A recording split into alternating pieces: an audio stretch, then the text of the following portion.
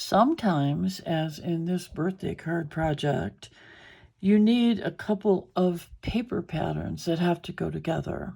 Here you see that we have the garden pattern, and we have the background for the happy birthday here, which would never show up over the garden pattern. So what I needed was a second sheet of what I call graphic paper. In other words, there's an image on it that would harmonize for sure with the graphic I was using and would allow me to put type over the top, and the type could show and read really easily because there wouldn't be a bunch of objects behind it.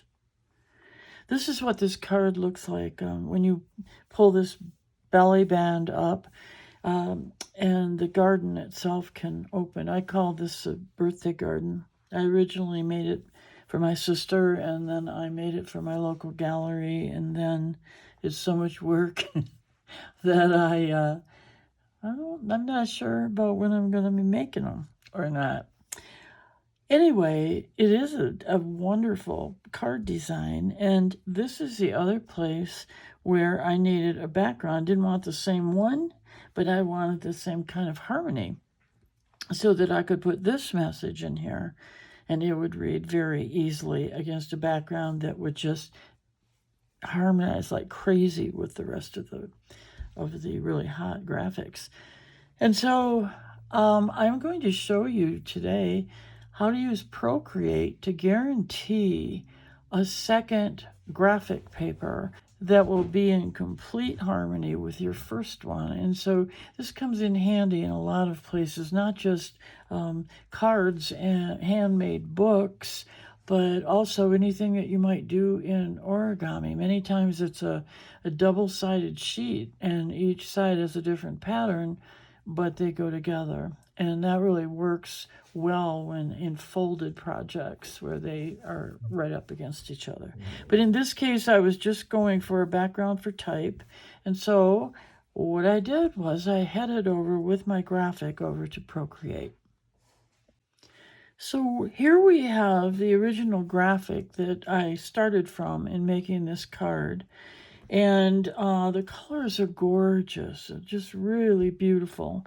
But obviously this pattern is so busy that if I even screened it back or made it more a tint or something, it's still going to be too busy for putting type over it. So here's the perfect, quick solution to getting what you need for that purpose out of Procreate.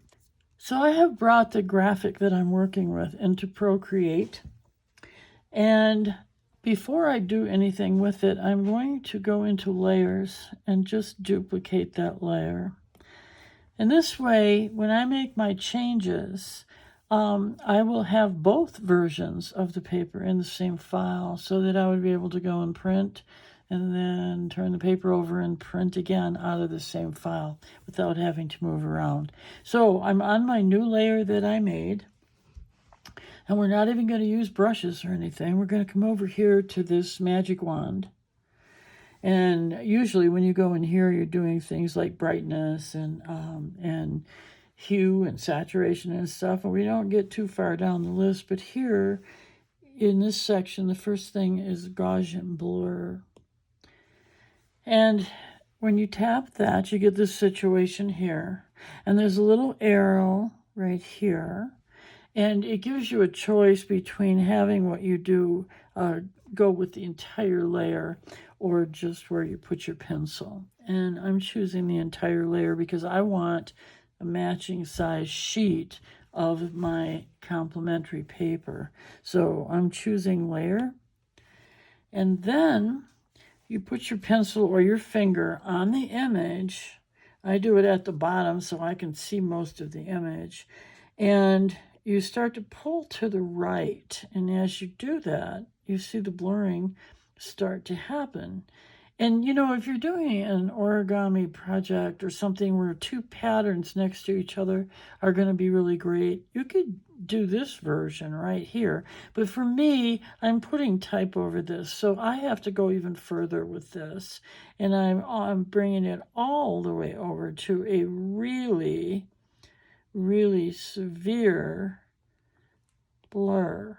Now, do you see what just happened, right? I ran out of how severely I was going to get a blur, so I just picked up my pencil and dragged from back here. And I can take it all the way to here, and this I like. And this is the kind of thing that I did because I was able to get both my belly band backgrounds to put type over and a brighter area to use for the background of that one panel that has the message on it on the card. So if you look in your layers now, you have two pieces of paper in this file. And one, if we turn this off, we see the sharp one. And if we turn this back on, we see our alternate, which has exactly the same colors and is guaranteed to be harmonious. So depending on how you're going to work from this point, you can share either layer and share it as a JPEG or a TIFF or however you do things. And then you will be able to print these and cut them and fold them in whatever you're doing. And you know that the two patterns are going to go together no matter what. So that was fun. And now we have a paper that we can cut for use in this panel right here, where you see that I've got all of the colors represented. And then for the background on my belly band here, I went for not all of the colors. I went for a subtle set of colors, and they really harmonize, even though these are the brights and these are the blurred version of the not so brights. It's still a really good match. So this is one of two ways that I use Procreate to create alternate pattern papers for my art projects. And I will be making another video on method number 2.